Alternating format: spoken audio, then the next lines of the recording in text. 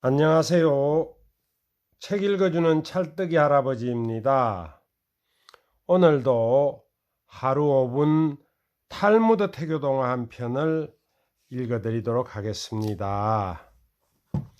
오늘 읽어드릴 동화는 나무 이야기로군요. 어떤 노인에 대한 이야기를 해보려고 합니다.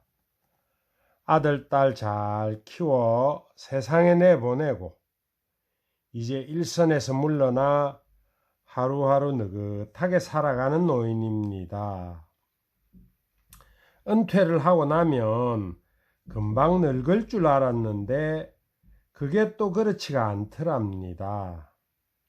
오히려 하루가 예전보다 더 길어지면 길어졌지. 시간은 호리병에 남은 술처럼 따라도 계속 나왔습니다. 이 금쪽 같은 시간을 어떻게 쓰면 좋을까? 아껴둔 취미라도 있었더라면 하루가 조금은 감칠맛 났을 텐데, 숨겨둔 재능이라도 있었더라면 하루가 조금은 알찼을 텐데, 양념도 건더기도 없는 희물건한 국물처럼 하루하루가 싱겁게 흘렀습니다. 사람이 늙는다는 건 기대할 것 없이 잠들고 설렘 없이 눈을 뜨는 일이로구나. 이마의 주름살보다 마음의 주름살이 더 깊게 파였습니다. 그런 어느 날 반가운 소식이 들려왔습니다. 작년에 결혼한 아들이 예쁜 딸을 낳았다는 소식이었습니다. 노인은 한달음에 달려가 손녀를 품에 안았습니다. 갓 태어난 아기의 눈망울을 하염없이 들여다보던 노인은 갑자기 아차 하며 고개를 들었습니다. 꼭 하기로 했던, 일찌감치 시작해야 했던 중요한 일이 그제야 생각난 것입니다. 이튿날 아침 노인은 일찌감치 뒤뜰로 나가 땅을 파고 나무를 심기 시작했습니다. 묘목을 곱게 심은 다음 토닥토닥 땅을 두드려주고 물도 뿌려주었습니다. 노인은 그렇게 매일매일 땅을 고르고 나무를 심었습니다. 잡초만 무성하던 뒤뜰에 어린 나무들이 제잘되기 시작했습니다. 하루는 길 가던 젊은이가 노인을 한참 지켜보더니 슬금슬금 다가왔습니다.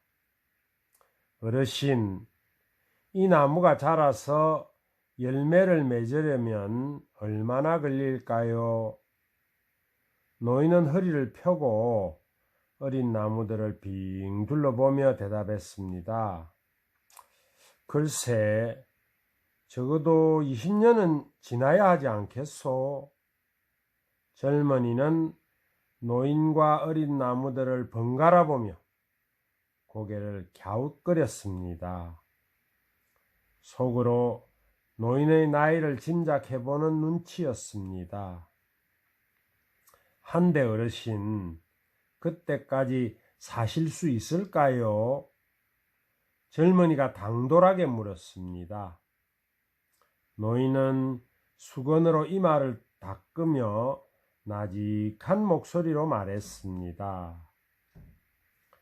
내가 어렸을 때 우리 집 뜰에 온갖 열매들이 주렁주렁 열려 있었다네.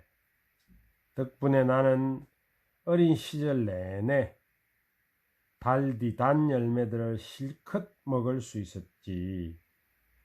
어디 그뿐이겠나. 틈만 나면 나무에 오르고 가지에 줄을 달아 그네도 탔지. 해마다 여름이면 나무 그늘 아래 누워 책도 보고 낮잠도 잤다네. 한 아이가 나무를 벗삼아 자랄 수 있다는 건 참으로 큰 행운이지. 내가 그런 행운을 누릴 수 있었던 건 모두 내 할아버지 덕분이라네. 그래서 늦었지만 나도 그분이 했던 것처럼 똑같은 일을 하는 거라네. 젊은이는 이야기의 여운 속에 잠시 머물다 돌아가고 노인은 다시 나무를 심기 시작했습니다. 어린 나무들이 텃밭을 가득 메운 뒤로도 노인은 그 일을 멈추지 않았습니다. 또 다른 빈털을 찾아다니며 나무를 심고 또 심었습니다. 이 어린 것들이 자라 먼 훗날 숲이 되어 사이좋게 울창해지는 모습을 상상하느라 매 순간이 흥겹기만 했습니다. 노인은 밤마다 파릇파릇한 기대감으로 잠들고 두근두근 설렘으로 아침을 맞았습니다. 시간은 감칠맛 나게 흐르고 하루하루가 알차게 연걸어 갔습니다. 그리고 처음 심었던 나무에 첫 열매가 열릴 무렵 노인은 흐뭇한 미소를 지으며 조용히 눈을 감았습니다. 그 뒤로도 세월은 또 출렁출렁 흘렀습니다. 이제 어떤 나무에 대한 이야기를 할 차례입니다. 오래전 노인이 처음 심었던 그 나무입니다. 나무는 참 오래 살았습니다. 숲이 사라지고 그 자리에 도시가 들어서고 다시 빈 땅으로 변하기를 몇 차례 되풀이하는 동안에도 나무는 홀로 용케 남았습니다. 어느 무더운 여름날 나무 그늘 아래 한 남자가 다가왔습니다.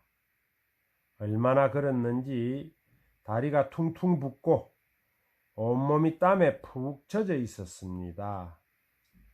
남자는 나무 아래 털썩 주저앉아 땀부터 닦았습니다. 나무는 남자를 위해 열매 하나를 툭 떨어뜨려 주었습니다.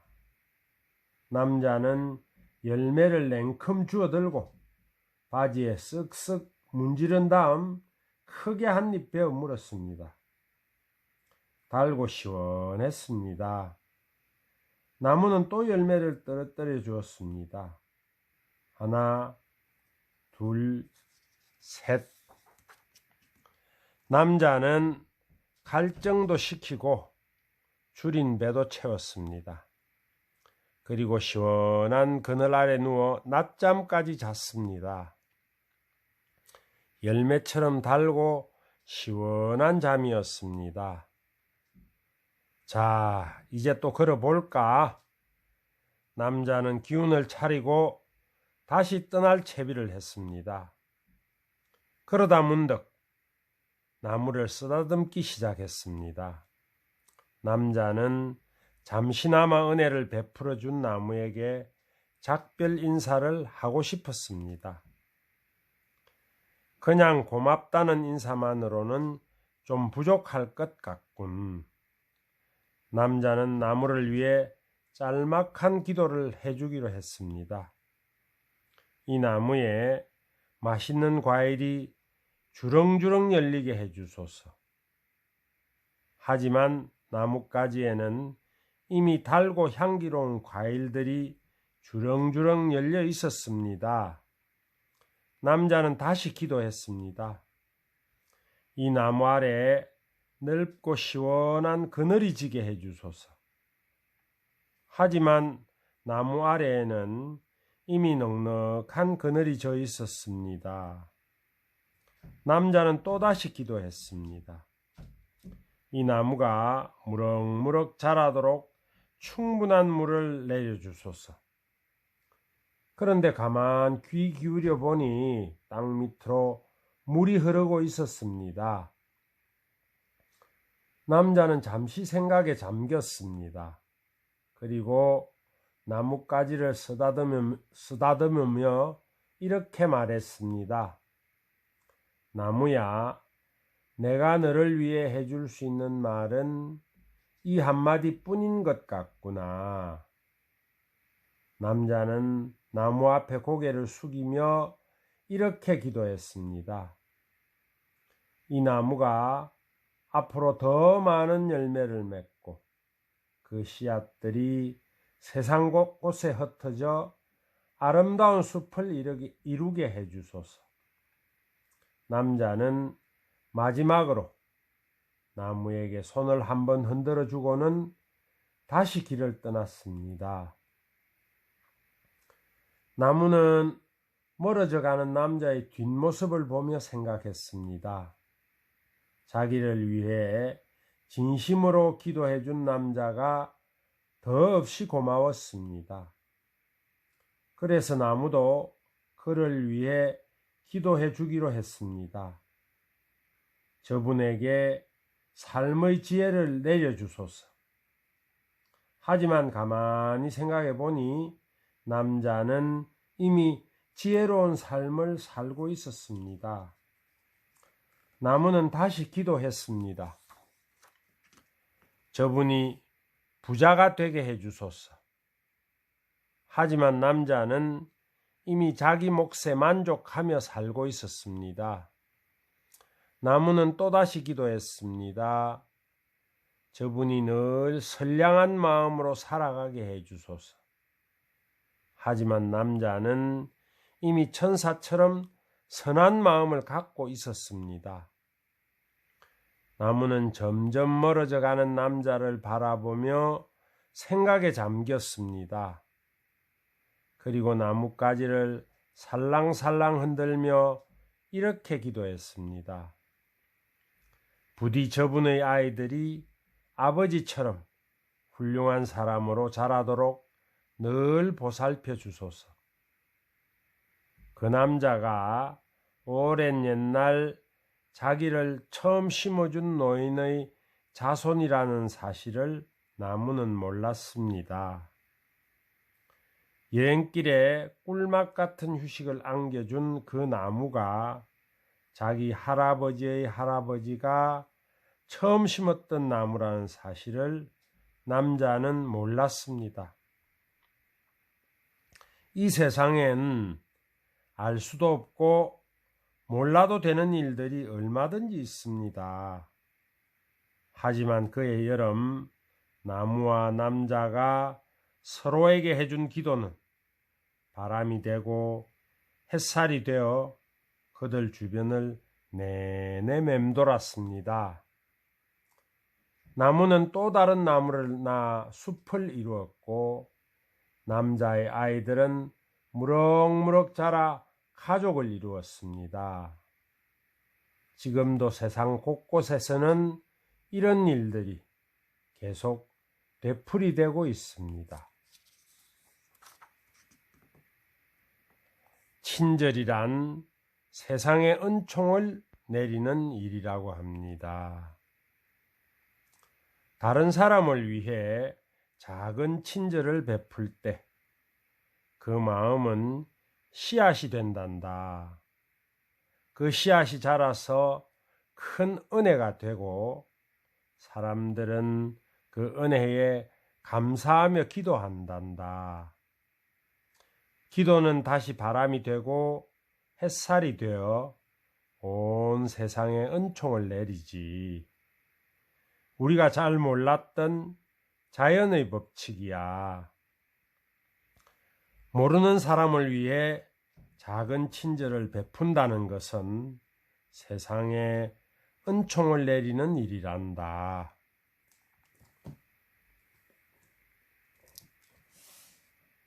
이어서 김용택 시인이 고르신 필사하기 좋은 태교명시 한 편을 읽어드리겠습니다. 오늘은 임길택 시인이 쓰신 엄마 무릎입니다. 엄마 무릎, 임길택. 귀개를 가지고 엄마한테 가면 엄마는 귀찮다 하면서도 햇빛 잘 드는 쪽을 가려 앉아 무릎에 나를 뉘어줍니다. 그리고선 내 귓바퀴를 잡아 내리며 갈그락 갈그락 귓밥을 파냅니다. 아이고, 네가 이러니까 말을 안 듣지. 엄마는 드러낸 귓밥을 내 눈앞에 내보입니다. 그리고는 뜯어놓은 휴지 조각에 귓밥을 털어넣고 다시 귓속을 간지립니다. 고개를 돌려 누울 때 나는 다시 엄마 무릎내를 맞습니다. 스르르 잠결에 빠져듭니다. 옛날 어린 시절 따뜻한 마루에 앉아 엄마 무릎을 베고 엄마가 귓밥을 파주던 그때가 생각나는군요. 오늘도 탈무드 태교 동화를 들어주셔서 고맙습니다.